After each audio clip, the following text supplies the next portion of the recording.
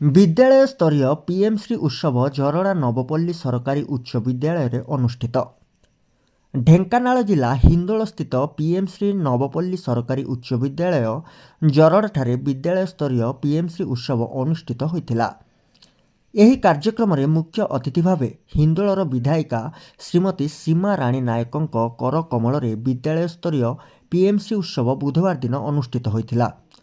प्रथमे विद्यालयर छात्र छात्री मानक द्वारा अतिथि मानकु स्वागत करने सह श्री जगन्नाथक निकटरे प्रदीप प्रज्वलन करी कार्यक्रमर शुभारंभ करा जायथिला। कार्यक्रम मुख्य वक्ता बीडीओ डॉक्टर कल्याण सौरभ दास, शिक्षाधिकारी श्रीजुक्त हरिहर देहुरी सभापतित्व करथिला बेले पंचसखा शिक्षा सेतु सभापति तथा परिचालना कमिटी सभापति समीरण प्रधान, विद्यालय परिचालना कमिटी सभापति पीएम प्रतिनिधि सुशांत पति, सम्मानित अतिथि स्थानीय सरपंच ज्ञान रंजन दास, समिति सभ्या शुभश्री साहू सम्मानित अतिथि भावे जोग देथिले। प्रधान शिक्षक प्रदीप कुमार साहू एवं कार्यक्रम रे पूर्वतन हिंदी शिक्षयित्री रश्मिता महापात्र मंच परिचालना करने सह अतिथि मानक परिचय प्रदान करथिले। विद्यालय स्तरीय पीएमश्री उत्सव रे विद्यालयर छात्र छात्री माने विभिन्न नृत्य परिवेषण करने सह एही अवसर रे छात्र छात्री मानक द्वारा स्टॉल प्रदर्शित होइथिला एवं विभिन्न प्रतियोगिता रे कृतित्व अर्जन करथिबा छात्र छात्री मानकु पुरस्कार मध्य प्रदान पीएमश्री उत्सव करा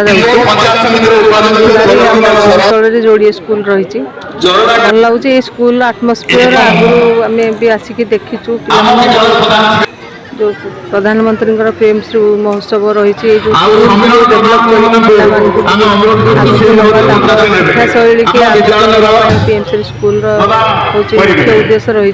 धन्यवाद आज जो नवपल्ली हाईस्कूल रही अंतर्भुक्त होती टीचर एवं स्टूडेंट माने समस्ते बहुत खुशी आज जो उत्सव को आसी आम भी बहुत खुशी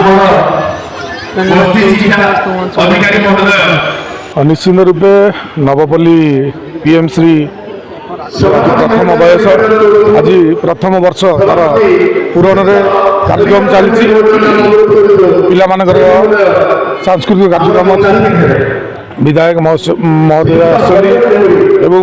एमडी का प्रतिनिधि सार भी उपस्थित अच्छा पेरेंट्स माने पूरा स्टूडेंट महल आज कार्यक्रम करेंगे सुंदर कार्यक्रम होइछि।